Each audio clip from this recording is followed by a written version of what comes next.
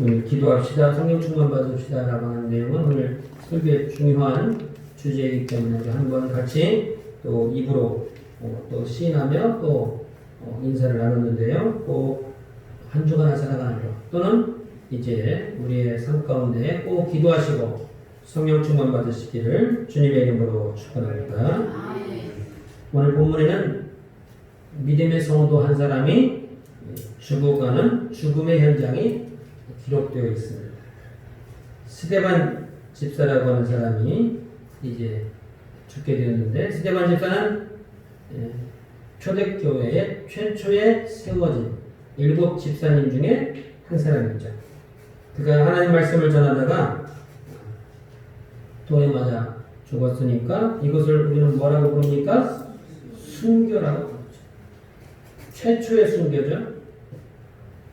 물론 평신도에 있어서 최초의 순교, 기독교사에 있어서의 최초의 순교죠. 그런데 그분의 무덤은 돌무덤이 되었습니다. 사람들이 던진 돌에 이제 그분이 죽게 되었고, 그 돌무더기가 이제 무덤이 되어지는 그런 이제 최후를 마치게 되었습니다. 우리는 이것을 순교다. 하나님 말씀을 지키기 위하여, 하나님이 주신 그 믿음을 지켜내기 위하여 자신의 뜻을 굽히지 않고 죽음으로 그것을 확신하는 것, 그것을 순교라고 말합니다. 그러니까 성도는 그 순교적인 자세가 필요합니다. 환경과 여건 가운데에서 이제 예수님이 말씀하시기를 내가 너희를 이리 가운데 보내는 어린 양과 같다, 이렇게 말씀하시죠. 어린 양을 이리 가운데 보내는 것 같다. 그러니까 어떻게 하라고요? 뱀처럼 지혜롭고 비둘기같이 순교하라. 순교를 지키되, 순교를 어기라는 얘기가 아닙니다. 순교를 지키되 지혜롭게 하라는 거예요. 쓸데없이 부닥치지 말고. 그러나 피할 수 없다면 그 순교를 지키기 위하여 목숨도 이제 죽음도 불사하는 그런 신앙을 우리는 순교라. 그러니까 성도는 기본적으로 그 순교의 자세를 가져야 됩니다. 내가 하나님 말씀대로 살아가는 데 있어서 지혜롭게 이렇게도 피하고 저렇게도 피하고 싸움을 피해보지만, 그러나 어쩔 수 없이 싸우게 된다면 우리나라에서 주로 쓰는 얘기죠. 결사항전, 죽으면 죽으리라 라고 하는 그런 자세가 우리 신앙 가운데 있어야 되는 거예요. 그래서 이제 내가 교회에 다니는 걸 방해하는 이제 그런 사람들이 있을 수 있어요. 직장이 신앙생활하는 것을 도와주지 않을 때가 있습니다. 또 스스로가 내가 술, 담배를 끊어야지 라고 말했는데 어떻게 그렇게 결단했음에도 불구하고 자꾸 생각나고 유혹이 되죠. 그때 어떻게 해야 되는 거예요? 순교의 정신으로 해야 돼요. 한번 직장에서 한 번 더 오라고 하니까, 또는 뭐 또 집에서 믿지 못하게 하니까 또 한 번만 더 하고 말지 하고 이렇게 양보하다 보면 결국은 끊어낼 수 없는 것이죠. 이길 수 없습니다. 그래서 어떻게 해야 되는 거예요? 단번에 끊는 겁니다. 점차 줄여가는 게 아니고. 술, 담배는 점차 줄여갈 수 없습니다. 왜냐하면 그 배후에 마귀가 역사하기 때문에 그런 것이죠. 단번에 끊는 거예요. 단번에. 예수 안 믿는 사람들도 자기 건강을 위해서 단번에 끊어버립니다. 예수 믿는 사람 더더욱 그런 이제 의지가 있어야 되겠죠. 순교자적인 정신이 없으면 이길 수 없습니다. 세상의 눈으로 보면 스데반의 죽음은 하찮아 보이고 보잘것없어 보입니다. 쉽게 말하면, 우리식으로 말하면 객사한 거 아닙니까? 그냥 길에서 죽은 거잖아요. 그것도 돌에 맞아 죽었다면서요? 예수 믿으면 이제 잘 살아야지, 그렇게 말할 수 있어요. 예수를 믿어도 꼭 저렇게 믿어야 돼? 좀 품위 있게 믿어야지, 이렇게 말할 수 있다고요. 누가 보기에는 그래요? 하나님 안 믿는 세상 사람들 눈에는 그렇게 보일 수 있어요. 그러나 하나님 눈에서 보기에는 스데반의 죽음은 위대한 죽음이에요. 그 한 사람의 죽음으로 인하여 온 세계가 하나님의 자녀가 되는 권세를 얻게 됩니다.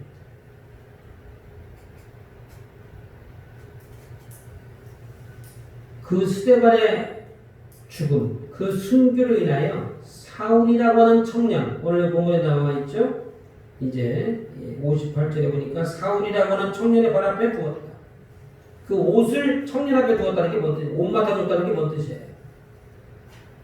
사울이 그 죽음에 대한 책임을 지겠다는 겁니다. 그러니까 돌로 치라는 거예요. 내가 책임질 테니까 다들 와서 이 돌로 치라. 그 사울이라고 하는 청년이 이 스데반을 통하여 예수님을 만나게 됩니다. 그 예수님 만날 때 담에색 도상에서 예수님 만날 때 예수님이 사울을 부릅니다. 사울아 사울아. 그러니까 사울이 뭐라고 그래요? 뉘시니까 물어요. 예수님이 뭐라고 말해요? 나는 내가 핍박하는 예수. 핍박하는 예수다. 언제 핍박했어요? 돌로 치라고 했습니다. 스데반을 죽이는 그 현장에. 그것이 곧 예수님을 핍박하는 거예요. 그러니까 사도 바울이 사울이라고 하는 이 청년이 예수님 만나서 바울로 변화됩니다. 그 결정적 역할을 한 사람이 누구예요? 스데반입니다. 그래서 이 사울이라고 하는 청년이 바울이 되어서 이제 온 천하에 복음을 들고 다니며 전합니다. 그 복음을 전할 때에 두 가지 마음이 있었겠죠. 첫 번째는 나는 내가 핍박하는 예수라. 내가 예수님을 핍박했구나. 내가 왜 예수님을 알아보지 못했을까라고 하는 자책감이 있었겠죠. 또 다른 자책감은 뭐예요? 내가 예수 잘 믿는 그래서 7 집사 중에 한 사람으로 뽑힌 그 스데반을 돌로 쳐주겠다고 하는 그 자책감이 있었을 거예요. 그 두 가지 마음, 빚진 마음으로 내가 어디든지 가서 복음을 전하리라 라고 하는 복음의 헌신을 하게 됩니다. 그 결정적 역할을 한 사람이 누구냐면 바로 스데반이죠. 그래서 바울이 온 천하의 복음을 전하고 인하여 저와 여러분에게까지도 복음이 도달하게 되었고 우리가 예수님을 믿는 하나님의 자녀가 된 것입니다. 그 출발점이 누구예요? 스데반입니다. 복음을 전한 것은 사울이지만 바울이라고 하는 청년이었지만 그 사울이라고 하는 청년이 바울이 변하는 결정적인 역할 한 알의 미랄이 땅에 썩어져 죽을 때에 온 세계가 복음을 믿는 이 귀한 사역이 일어나게 된 것이죠. 우리 교회에 예배당에 처음 보는 물건이 와 있죠? 저쪽에 보니까 지도가 나 있습니다. 세계 지도는 세계 지도 같은데 조금 이상해. 지도에다가 왜 이렇게 빨간 줄을 네모 박스를 했을까? 40창이라는 지도에 북이 10도 그리고 40도 사이에 세계 인구의 3분의 2가 몰려 있습니다. 저 빨간 테두리 안에 전 세계 인구의 3분의 2가 거기에 집중되어 있어요. 그런데 이제 거기에 사는 사람들이 또 잘 살기도 합니다. 이제 기후 조건이라든지 환경이 그러겠죠. 그런데 거기에 예수 안 믿는 미전도 종족이라고 하죠. 그 사람들이 거기에 집중되어 있습니다. 잘 살기도 하지만 예수 안 믿는 사람들이 거기에 모여 있어서 이제 거기에 우리가 집중적으로 전도하자, 선교하자 라고 하는 의미로 선교단체에서 만든 지도입니다. 그 부분에 대해서는 제가 나중에 더 자세하게 한번 이야기를 해드리겠습니다만 그래서 처음 저거를 만들었을 때는 이제 수천 개의 미전도 종족이 있었는데 지금 거의 다 이제 복음이 들어가고 이제 몇 개 안 남았습니다. 100여 개 정도 이렇게 남았는데 거기까지 이제 복음을 전하자라고는 이제 마음으로 저런 지도를 만들었는데요. 저렇게까지 온 세계에 구석구석까지 복음을 전하게 된 그 이유 그것은 바로 스데반 집사가 순교 하나님의 미랄의 땅에 썩어져 죽어짐으로 오늘 우리에게도 그 복음의 혜택이 오게 된 것입니다. 하나님의 자녀가 된 줄 믿으시기를 바랍니다. 그러므로 온 천하에 복음이 전파된 그 첫 번째 그 시작점 그게 어디예요? 오늘 우리가 읽었던 본문의 현장입니다. 순교당하는 그 현장. 거기에서부터 시작돼요. 세상 사람들이 보기에는 하찮아 보이는데 하나님 보시기에는 위대하게 쓰이는 출발점이 바로 여기가 되었던 것이죠. 그러므로 스데반 집사의 죽음이야말로 예수님 다음으로, 예수님은 사람이시면서도 하나님이시잖아요. 그러니까 순수한 사람으로서, 인간으로서 가장 귀하고 값진 죽음이 있다면 바로 이 스데반 집사의 죽음이 될 것입니다. 이렇게 귀하고 값진 죽음은 12사도 중에 한 사람이 되어야 되지 않을까요? 12사도들 중에서도 수제자가 되어야 되지 않을까요? 그런데 왜 예수님은, 하나님은 일개 집사를, 12사도도 아니고 일개 집사를 이렇게 위대한 사명에 쓰이게 하셨을까요? 12사도들 중에 예수님을 모른다고 부정하는 사람도 있더라니까요. 예수님을 배신하고 은상실에 파는 사람도 있어요. 예수님의 제자인데 가서 목매달아 자살하는 사람도 있었어요. 그러니까 앞에서 지도자라고 해서 다 신앙 인격이 갖춰진 것은 아닙니다.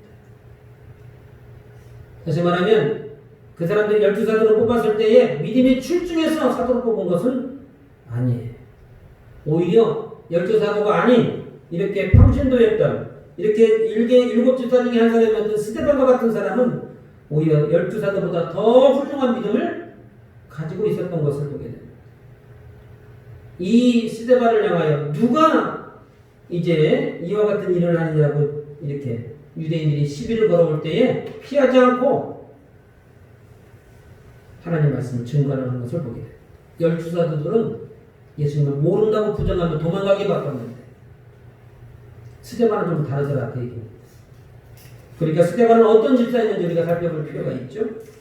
스데반은 어떤 사람이었을까요? 첫 번째는 성령에 충만한 사람이었어요. 우리가 지난 시간에 이미 살펴봤습니다만 집사로 뽑히게 된 그 기준, 그게 뭐예요?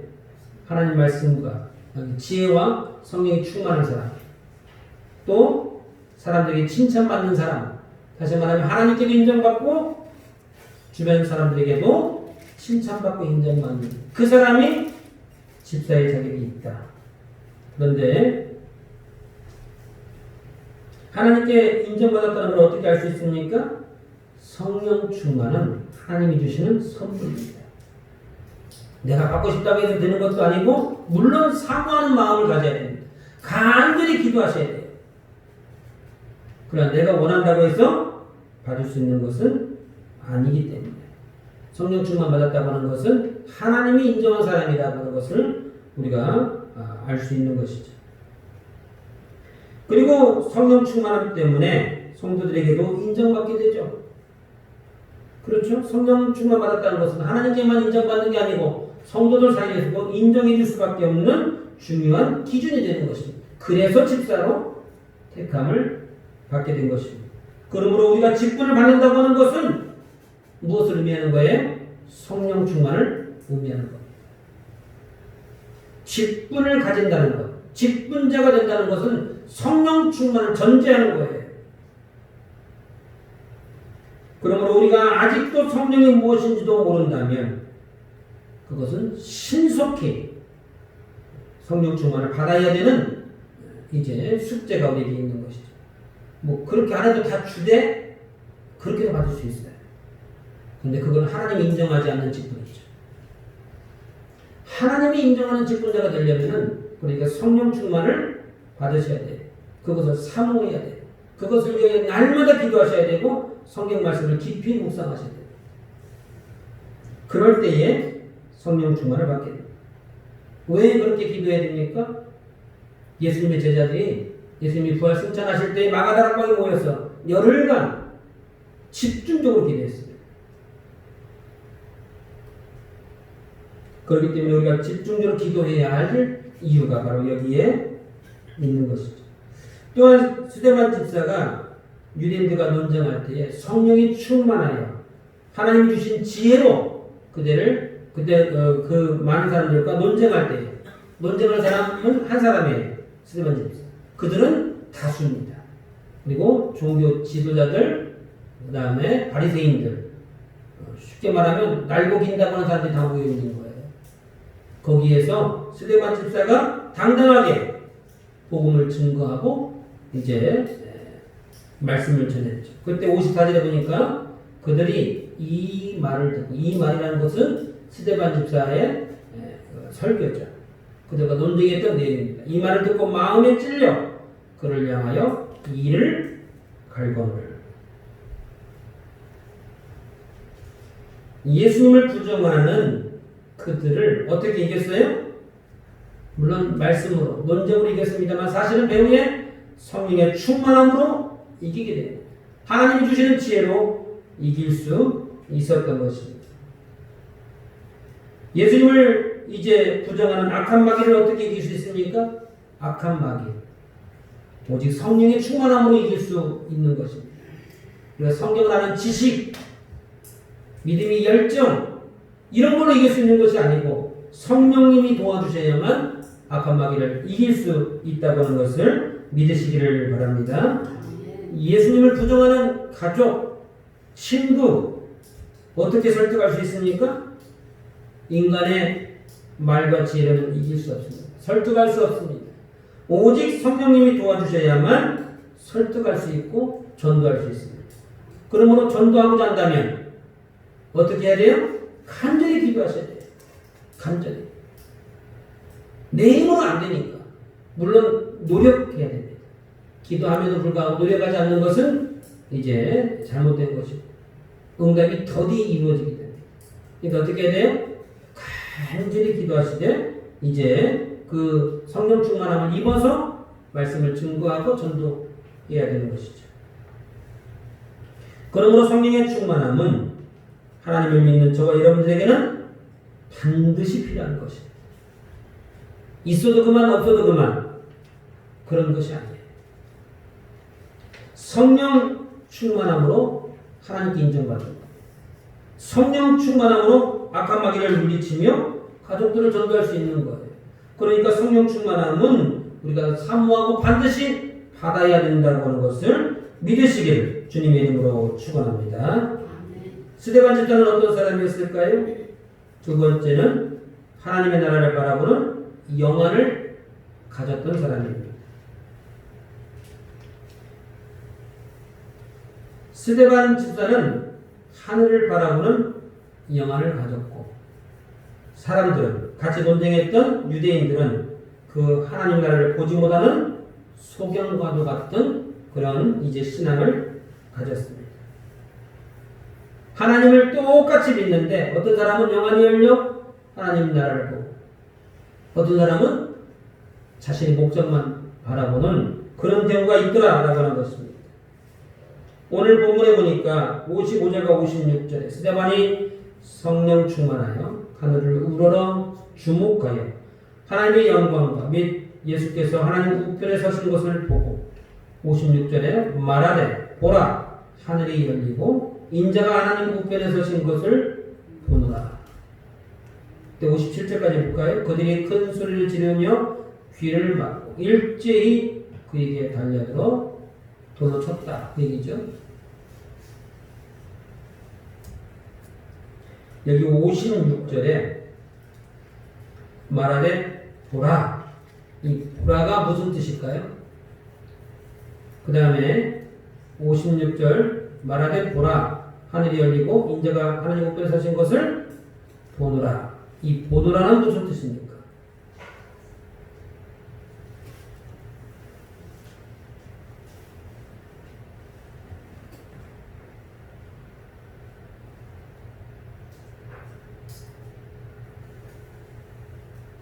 여기 이제 보라고 하는 것은 이제 사람들에게 보라고 하는 것이죠. 사람들에게 보라라고 하는 것인데 그것은 룩이라는 영어 단어로는 룩이라는 단어입니다. 룩, 보라.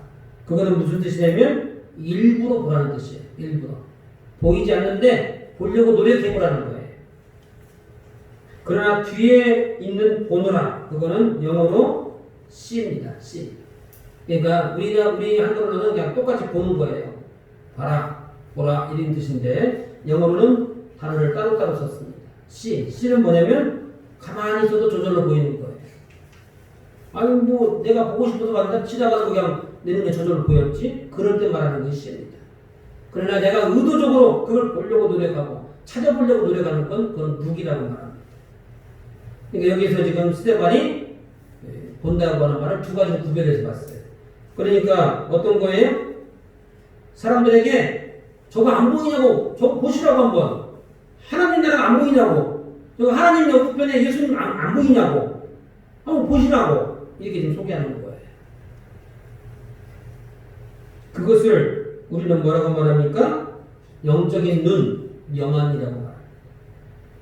스데반 집사는 성령이 충만하여 설교할 뿐만 아니라 영안이 열려져서 하나님 나라를 보고 있고 하나님과 하나님 보좌 우편에 있는 예수님을 지금 보고 있는 거죠. 그런데 57절에 보니까 그들이 큰 소리를 지르며 귀를 막고 일제히 그에게 달려들어 돌로 쳤다 라고 하는 의미는 뭐예요? 그들에게는 그것이 보이지 않았다는 것이죠. 스데반 집사를 돌로 쳤다고 하는 것은, 귀를 막고 일제히 달려들었다고 하는 것은 그들이 영적 소경이라고 하는 것을 스스로 증명하는 겁니다. 영적 소경들의 특징이 뭘까요? 영적 소경들의 특징. 하나님 말씀을 들으려고 하지도 않습니다. 첫 번째는 들어도 깨닫지를 못해요. 그것이 하나님 말씀인 줄. 그래서 52절에 보니까 스데반이 마지막 설교할 때 뭐라고 말해요? 하나님이 너희들에게 많은 선지자들을 보내주지 않았냐? 예수님이 메시아라고. 그럴 때마다 너희들이 그 선지자들을 죽였다 이렇게 말하죠. 그러니까 그게 무슨 뜻이에요? 하나님 말씀을 들려주려고 하나님이 그동안 수없이 많은 선지자를 보내줬는데 그때마다 다 묵살하고 듣지 않고 귀를 덮었다는 거예요. 오늘 57절에 보는 것 같이 소리를 지르며 귀를 막았다는 거예요. 안 듣겠다는 거죠. 왜 안 들어요? 깨닫지도 못해요. 왜 깨닫지도 못해요? 보지도 못하기 때문에. 하나님 나라를 봤다면, 영안이 열렸다면 보았을 텐데 보지 못하기 때문에 듣지도 못하고 깨닫지도 못하고 스스로 귀를 막아버리는 것이. 왜 보지 못했을까요? 그들이 예수님, 하나님 믿는 목적이 다릅니다. 그들이 말하는 이 신약시대에 그들이 원하는 것은 이스라엘 나라의 번영, 나라의 독립, 거기 있었어요. 잘 먹고 잘 사는 것, 거기 있었다 이 말입니다. 목적이 다르기 때문에 보는 것도 달라 보이는 것이에요. 우리가 교회를 다닐 때, 예수를 믿을 때 목적이 다르면 우리 말하고 행동하는 것도 달라지죠. 교회 다니고 예수 믿는 목적이 영생이고 하나님 나라를 위하여 믿는 것이면 교회를 위해서 헌신하고 수고하고 땀을 흘리는 것을 감사하게 여기고 기쁘게 여기는데 그렇지 않은 사람들 눈에는 그 사람들이 미련하게 보이더라니까. 뭘 하려고 이렇게 노력할까요? 교회 가면 되지. 교회 다니는 목적이 내 문제 해결해달라고 교회 다니기 때문에 그 문제가 해결되면 그 다음부터 교회 안 나와요. 또 예루 상황이 생기면 또 교회 나왔다가 해결되면 또 안 나왔다가 또 생기면 또 나왔다가. 왜? 목적이 그거니까. 또 교회 다니는 목적이 복을 받기 위하고 잘 먹고 잘 살고 의식주 문제가 해결되는 것이라면 그것을 위해서 그렇게 복을 받으면 또 교회를 떠나게 됩니다. 왜냐하면 부자가 되었습니다.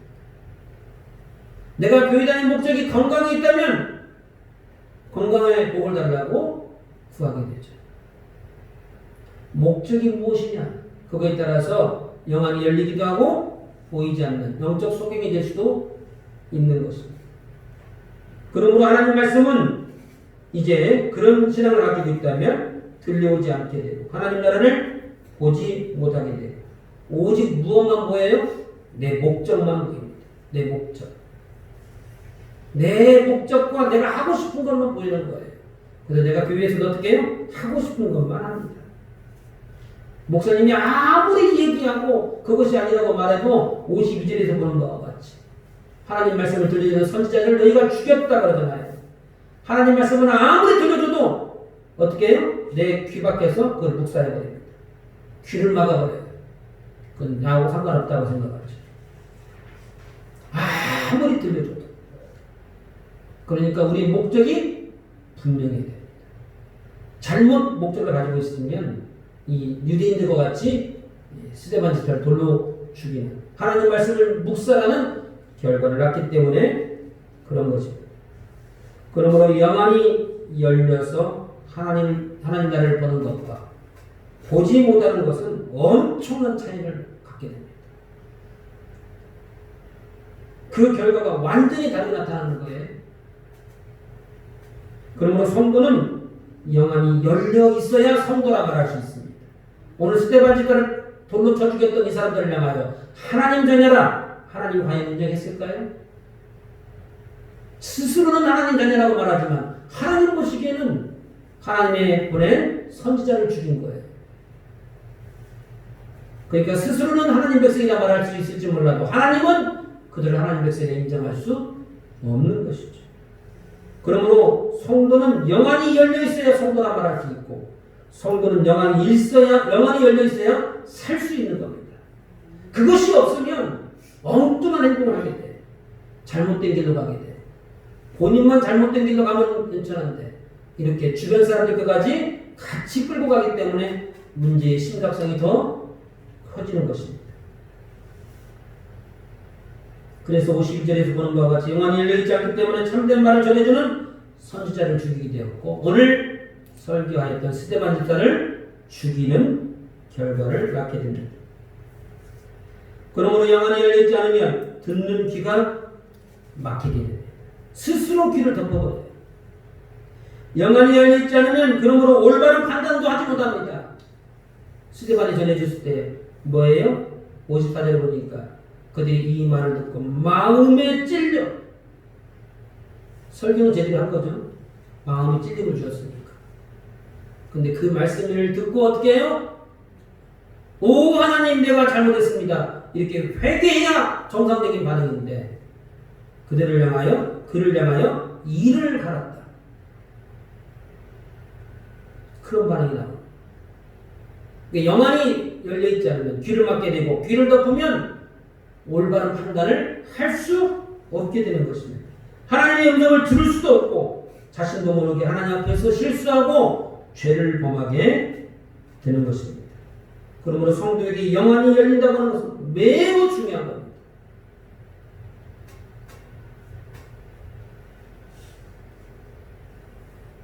내가 하나님 앞에서 올바른 신앙생활을 할 수 있느냐 없느냐 그것이 달려있는 거예요. 그거는 특별히 기도하는 사람이나 받는 거지 뭐. 나는 그것까지도 바라지도 않아. 나는 그냥 예수 믿다 천국 가면 좋아. 그러니까 그 천국을 제대로 가려면 영안이 열려있어야 된다고요. 뭐가 무엇인지도 모르고 그냥 가자는 대로 따라가고 이렇게 믿어도 되고 저렇게 믿어도 되고 이래도 흥 저래도 흥 그렇게 믿었다가는 자기도 모르는 사이에 지옥에 끌려간다. 오늘 여기 돌로 쳤던 그 사람들이 바로 그거 아닙니까? 직분은 명분은 이스라엘의 종교 지도자들이 있어요. 종교 지도자들. 그런데 결과적으로 하나님 백성이 되지 못하는 것이죠.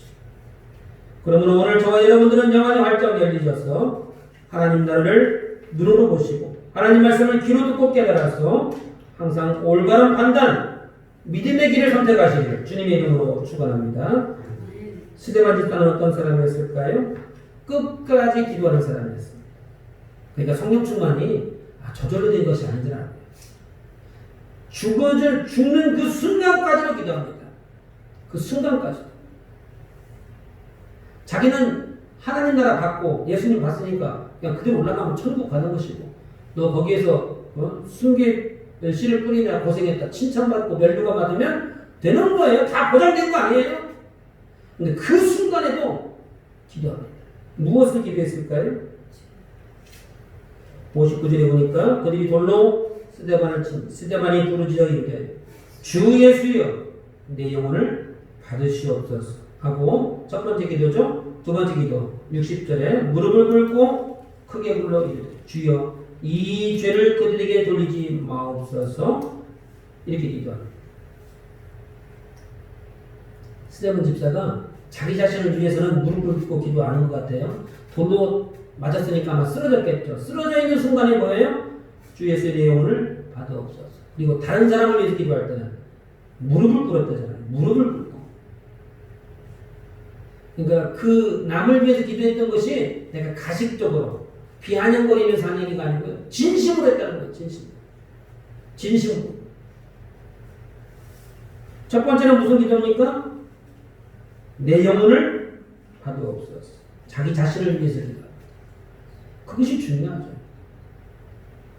다른 사람들은 내가 전도해가지고 천국 갔어요. 나는 천국 못 가면 안 되잖아요. 혹시 그런 사람들이 주변에 있지 않나요? 내가 예수 믿을 때에 친구들이 교회 가자고 다 교회 갔거든요.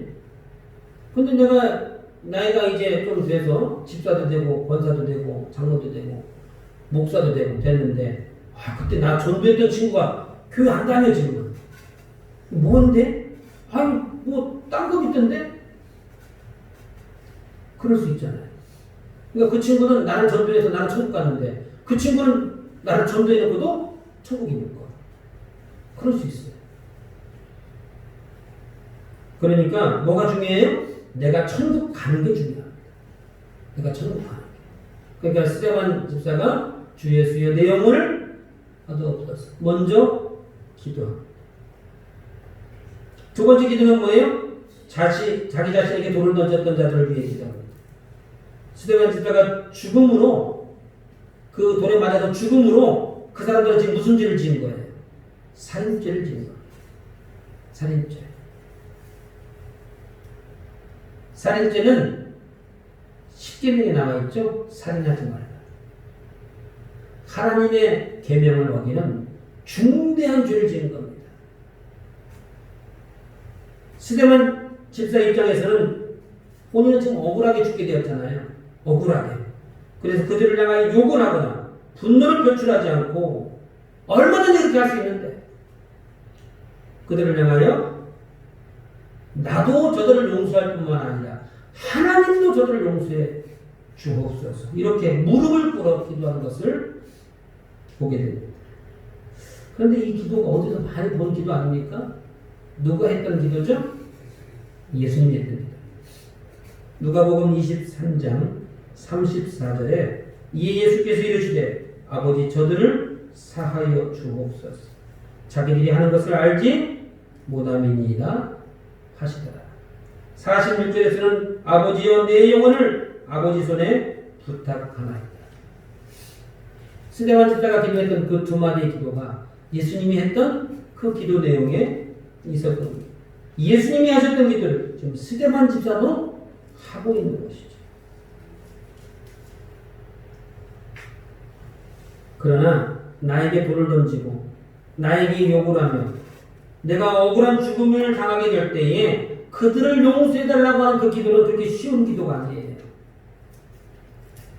제가 서두에도 말씀드렸습니다. 예수님은 완전한 인간이시면서 또 완전한 하나님이시기 때문에 그럴 수 있다고, 그분은 그 사명 가지고 왔기 때문에 그렇게 말할 수 있다라고 말할 수 있다면, 이 스데반 집사는 평범한 평신도 인간이에요. 완전한 인간 아니죠. 그냥 죄 많은 인간이에요. 그 이제 죄인된 신분으로 이제 저들을 용서해달라고 말한다고 하는 것은 그렇게 쉬운 일이 아니다. 그럼에도 불구하고 저들을 용서해달라고 할 수 있었던 그 이유가 뭐예요? 저들을 용서해달라고 말할 수 있었던 그 근본적인 힘은 어디서 나오는 거예요? 예수님을 만났기 때문에 그렇게 할 수 있는 거예요. 예수님을 만났기 때문에. 예수님이 없었다면 그런 기도를 할 수 없죠. 예수님을 만났기 때문에 스데반 집사가 변화되었고 예수님 만남으로 인하여 예수님과 같은 삶을 살게 된 것입니다. 그래서 죽어가는 그 순간에도 예수님과 같은 삶을 살아가는 것입니다. 그러므로 성도는 마지막 순간까지 예수님을 닮으려고 노력하는 제자된 삶을 살아야 하는 것입니다. 내 마음 내 뜻대로 사는 것이 아니고 예수님이 걸어갔던 그 길을 나도 따라가리라 라고 하는 그와 같은 자세가 필요한 것이죠. 그러므로 성도는 어떤 경우에도 입으로 죄를 지어서는 안 되는 것입니다. 스데반 집사가 여기서 욕을 하고 화를 내는 것은 어떻게 보면 당연한 것이고 그만한 명분이 있습니다. 그럼에도 불구하고 그는 입술로 마음으로 죄를 짓지 않아요. 무릎을 꿇었다고 하는 것은 입술로만 그렇게 말한 것이 아니고 마음으로도 저들을 용서해 줬으면 좋겠습니다. 저들도 천국에 갔으면 좋겠습니다.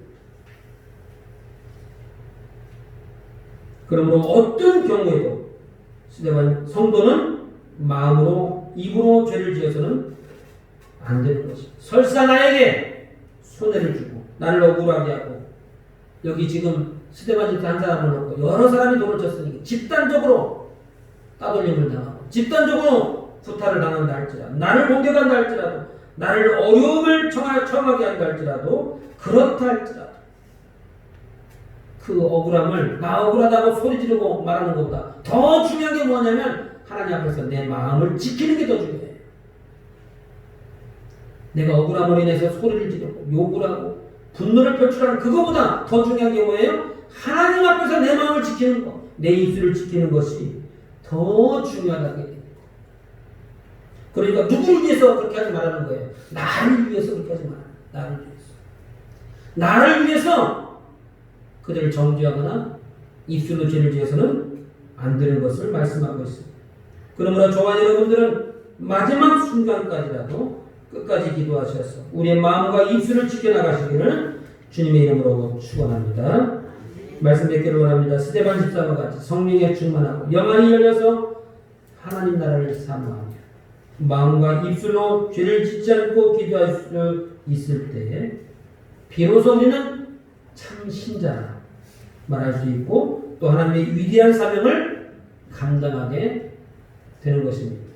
오늘 이 아침에 스데반 집사와 같은 신실한 성도, 참된 성도가 다 되시기를 주님의 이름으로 축원합니다.